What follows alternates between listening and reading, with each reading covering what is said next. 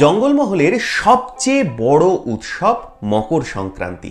মকর সংক্রান্তির দিন সকাল সকাল পুণ্য স্নানের মধ্যে দিয়ে মকর সংক্রান্তি উদযাপন হয় জঙ্গলমহলে।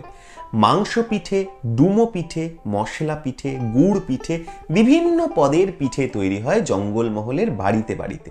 কেবলমাত্র মকর সংক্রান্তির সময় নানা পদের পিঠে খাওয়া হয়, তার সঙ্গে জড়িয়ে রয়েছে ওতপ্রোতভাবে টুসু পুজো। বাংলার অন্যতম লৌকিক উৎসব এই টুসু। আজ বলবো তার কথাই। এই গুরুত্বপূর্ণ প্রতিবেদন শেষ অবধি দেখুন। আমি দীপেন্দু, দ্য নিউজ বাংলা লাইভে আপনাদের স্বাগত জানাই।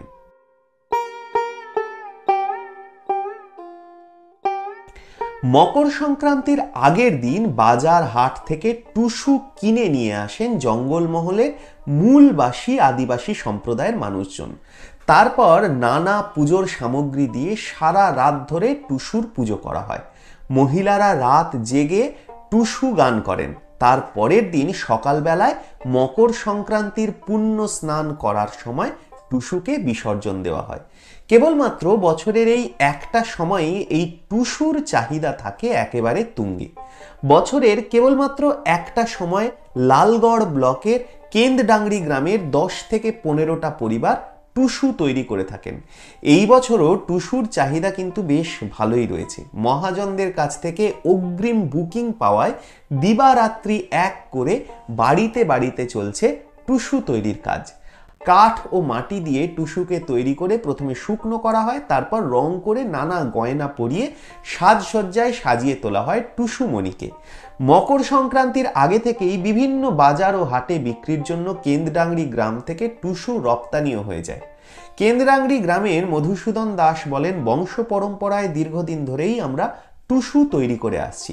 বছরের কেবলমাত্র এই একটা সময়েই টুসুর চাহিদা থাকে। প্রচুর পরিমাণে টুসু বিক্রি হয়, তাই আগে থেকেই টুসু তৈরি করতে হয়।